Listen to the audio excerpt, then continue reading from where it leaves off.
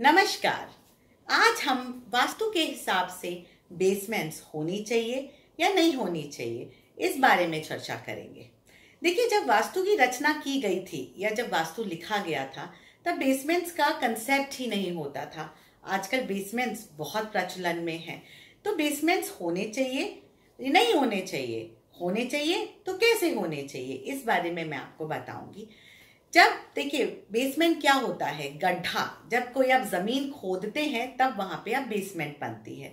वास्तु के हिसाब से गड्ढा कहाँ होना चाहिए? नॉर्थ में, ईस्ट में या नॉर्थ ईस्ट में?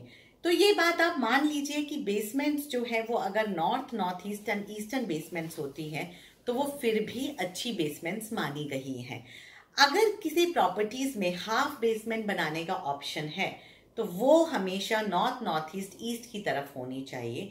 जो प्रॉपर्टीज में फुल बेसमेंट बनाई जाती हैं, जैसे आजकल घरों में बेसमेंट्स बनती हैं, इंडस्ट्रियल कमर्शियल प्लॉट्स में बेसमेंट्स बनती हैं, फुल बेसमेंट्स बनती हैं, तो उन बेसमेंट में आप कैसे वास्तु के रूल्स फॉलो करेंगे कि उन बेसमेंट्स की वजह से आपकी लाइफ में प्रॉब्लम ना आए।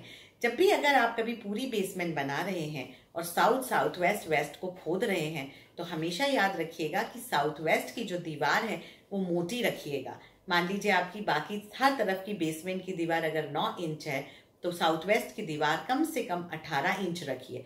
साउथ और वेस्ट की वॉल्स को भी कम से कम 15 इंच रखिए, पर साउथ वेस्ट की दीवार सबसे मोटी होनी चाहिए। फिर जब आप अपने उस फ्लोर का सेटअप करते हैं, चाहे रेसिडेंशियल में या कमर्शियल में, तो हमेशा ध्यान रखिए कि आपका जितना भी भारी सामान है वो सब आप साउथ या वेस्ट की तरफ लगाएं और नॉर्थ ईस्ट और ईस्ट को आप थोड़ा सा खाली रखें, थोड़ा खुला सामान रखें। हमेशा देखिएगा कि ईस्ट में विंडोज होनी चाहिए, सनलाइट आनी चाहिए। डायरेक्ट सनलाइट तो नहीं आएगी, परंतु हवा पानी अगर बेसमेंट में अच्छा आएगा तो तब भी वास्तु दोष जो है वो थोड़ा सा नलिफाई होते हैं। आप बेसमेंट में काम तो कर सकते हैं, बेसमेंट आपके घर का पार्ट हो सकता है, पर बेसमेंट में कभी भी रहना नहीं चाहिए। किसी का बेडरूम नहीं होना चाहिए या ऐसी उसका फॉर्मेशन नहीं होना चाहिए कि कोई वहां पे, रेसिडेंशियल की बात कर रही हूँ, कि कोई वहां पे बहुत ज्यादा टाइम स्पेंड करे। एक और चीज हमेशा ध्यान रखिएगा, जब भी आप बेसमेंट बनाते हैं तो साउथ वेस्ट में कभी भी किसी प्रकार का टॉयलेट मत बनाइए, साउथ वेस्ट में और नॉर्थ ईस्ट में। क्योंकि जैसे ही आप टॉयलेट बनाएंगे, आप उसका जो टैंक है वो आप उसके आसपास बनाएंगे, आप साउथ वेस्ट को दूषित करेंगे और आप साउथ वेस्ट में एक बहुत मेजर जो है वो दोष को आप वहां पे उसका रूप दे देंगे। तो हमेशा ध्यान रखिएगा कि उन एरियाज में टॉयलेट नहीं होनी चाहिए, किसी प्रकार का सेप्टिक टैंक नहीं होना चाहिए। देखिए, अक्सर मैंने ये देखा है कि बेसमेंट की जो प्रॉपर्टीज है वो बहुत ज्यादा फ्लरिश नहीं करती है, बहुत ज्यादा प्रेस्पेरस नहीं करती है। ये एक जनरल कमेंट है, उसमें बहुत सारी चीजें का फर्क आता है। देखिए, कुछ बेसमेंट्स होती है कि पूरी बिल्डिंग आपकी है और आपकी बेसमेंट है, आप उसको कैसे यूज कर रहे हैं। मान लीजिए आपके पास ऑप्शन है कि आप कोई कमर्शियल प्रॉपर्टी देख रहे हैं, आपको कोई दुकान शुरू करनी है, कोई बिजनेस शुरू करना है और आप कोई नई प्रॉपर्टी ढूंढ रहे हैं, तो कभी भी बेसमेंट की प्रॉपर्टीज कंसिडर मत करिएगा, चाहे वो नॉर्थ फेसिंग हो, ईस्ट फेसिंग हो, उसका कोई भी फेसिंग हो। परंतु हमेशा अपर जो प्रॉपर्टीज होती हैं वास्तु में उनकी वेटेज जो होती है वो हमेशा ज्यादा होती है।